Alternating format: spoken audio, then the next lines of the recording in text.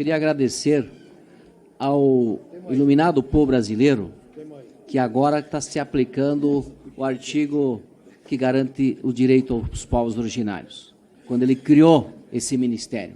Isso é a ousadia para reparar erros históricos desde que a Constituição foi escrita. O Brasil precisou de um operário metalúrgico voltar à presidência 3 vezes para pôr uma política dialogando junto com índios e não índios para reparar as injustiças. Quem pratica o primeiro mandamento, que é amar o próximo como a si mesmo, ele passa a amar quem mais precisa. É mais fácil para muitos ficar do lado do opressor e não do oprimido. Eu fico do lado de quem defende o oprimido e é por isso que eu estou aqui. Nós vamos, querida Sônia, construir gradativamente uma política que garante e repare os erros históricos e se corrija a justiça social. Nós vamos garantir, como já disse aqui outros deputados, buscar orçamento para produtores de boa-fé serem indenizados. Nós vamos achar orçamento aqui para achar os caminhos para corrigir essas injustiças. E vamos praticar, sim, o primeiro mandamento. Não adianta dizer que defende índio, mas muitas vezes fica do lado do opressor. Nós estamos encarando de frente esse problema e vamos achar os caminhos adequados para a gente produzir justiça social nesse país. E vamos construir isso junto, dialogando de forma contínua aqui. Então, o deputado Tião Medeiros, que presida a comissão, agora o nosso presidente em exercício, que está aqui também, vamos dialogar permanentemente e vamos construir junto as saídas para a gente reparar esses problemas históricos, garantindo justiça e harmonia entre índios e não índios.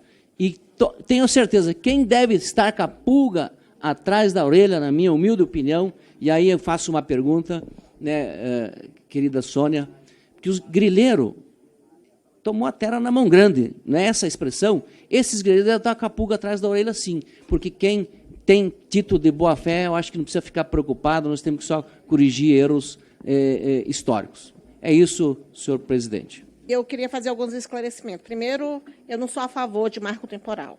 Para mim, essa situação desse argumento, que eu não chamo nem tese, é um argumento, ela deve ser definitivamente enterrada no próximo julgamento, no dia 20 de setembro, pelo Supremo Tribunal Federal. E também eu não sou a favor do PL, como muito bem lembrou, em alguns momentos anteriores, nós debatemos bastante, deputado Vicentinho, eu sempre coloquei minha opinião, argumentei, justifiquei, tanto da questão da exploração de arrendamento de terras indígenas, ou também mineração, e também essas questões que trazem o projeto que está hoje no Senado Federal, o PL 2903, antigo PL 490, aliás, 2903 e o PL 490, que a gente discutiu aqui na Câmara, que eu fui totalmente contra, defendi e mostrei o argumento. O que cabe a nós é rebater e defender em outras instâncias também, e eu espero que o Supremo, aliás, o Senado realmente ele considere os direitos constitucionais. Essa é uma segunda situação. Uma pergunta que foi feita, até lembrando, né, que a questão que a gente está falando, quem apoia mais, as minhas emendas, que inclusive está esse ano, apesar de não ser parlamentar essa nova legislatura, mas que também vigora, o deputado Albuquerque, foram investidos 100%, aí é uma resposta quem colocou mais ou não recurso, mas eu colocava as minhas emendas todas para as comunidades indígenas. Mesmo sendo um governo que não era o governo Lula, era o governo do presidente anterior, mas eu fazia questão de colocar na educação, até hoje, esperando o governador lá de Roraima executar 44 milhões para reforma e ampliação de escolas indígenas, que passaram 4 anos e até agora não executou uma emenda. Eu não sei se é porque eu era deputada de oposição naquela época e não se levou os direitos sociais. Mas eu acredito que educação, saúde, deputada Silvânia Ampi, não é favor e nem obrigação só da FUNAI, como muitos falaram, cadê a FUNAI que não leva educação e saúde? Mas é de todo ente ente público, porque os indígenas são cidadãos e cidadãs brasileiros, merece saúde e educação de qualidade, merece ter uma profissão, né, deputado? A gente está aqui justamente exercendo a cidadania, e não é porque é indígena que merecemos menos, não. Merecemos, sim, a atividade produtiva. E as terras indígenas também têm essa finalidade social, atividades produtivas. Muitas vezes não tem orçamento, não tem a atenção devida, mas não é culpa dos povos indígenas. E eu sempre tenho dito, os povos indígenas não são pobres, foram empobrecidos por invasão de suas terras indígenas, pela cobiça dos recursos naturais que estão dentro das terras indígenas, como mineração, como madeira, como água. Isso que faz os povos indígenas sofrerem hoje. Por isso que querem suas terras regularizadas. E não é uma questão de dizer, você já tem 14%, não. Porque essas terras indígenas, como a gente já mostrou, são reivindicadas há muito tempo. O que faltou foi o governo solucionar essa questão. Está perdendo os povos indígenas também, não teve seus direitos reconhecidos. Está perdendo porque esse conflito, que muitas vezes a gente vê aí à tona, conflitos fundiários, eles são provocados não pelos indígenas, mas por quem tem uma disputa à relação a terras indígenas. Por isso que é preciso concluir os processos de regularização que a FUNAI está fazendo hoje, justamente para dar essa segurança para os povos indígenas e para quem está ali nos estados.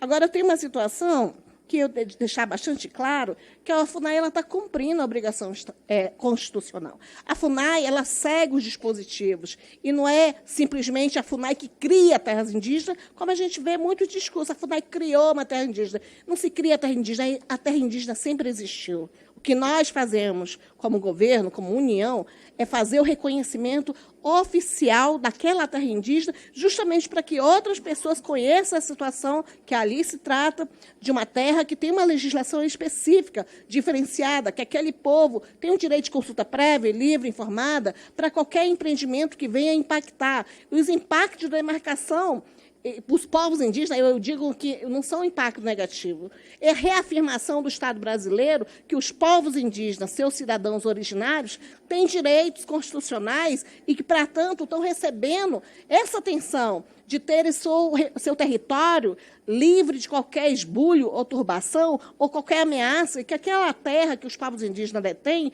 tem o direito do Estado brasileiro de terem seus direitos sociais desenvolvidos e executados. É esse o impacto positivo que a gente poderia muito bem abrir o coração, abrir os olhos e tentar entender o que nossa legislação fala, que os povos indígenas são detentores de direitos constitucionais. E não é porque são indígenas que não têm o direito de ter saúde e educação específica. E é justamente isso que é o papel da FUNAI, orientar, mas quem promove são todos, inclusive parlamentares, né, que têm essa atuação também de promover projetos para proteger esses direitos. Enfim, e para concluir, falar que é importante dizer que o marco temporal, que está aí nessa discussão do Supremo Tribunal Federal, que seja de entendido que é um retrocesso realmente. Alguém citou o caso da Raposa Serra do Sol, a questão dos conflitos que vai e vem, coloca a gente aqui também. Por quê? Porque esse é o caso que o Supremo reafirmou a área contínua. Todas essas discussões que hoje nós ouvimos falar de soberania, tamanho, e respaldou, inclusive, esses procedimentos de demarcação de terras indígenas, foram discutidos naquela ação da Raposa Serra do Sol e foram declarados constitucionais, inclusive o trabalho dos antropólogos, inclusive o laudo antropológico que respalda o conceito de terras indígenas, que são...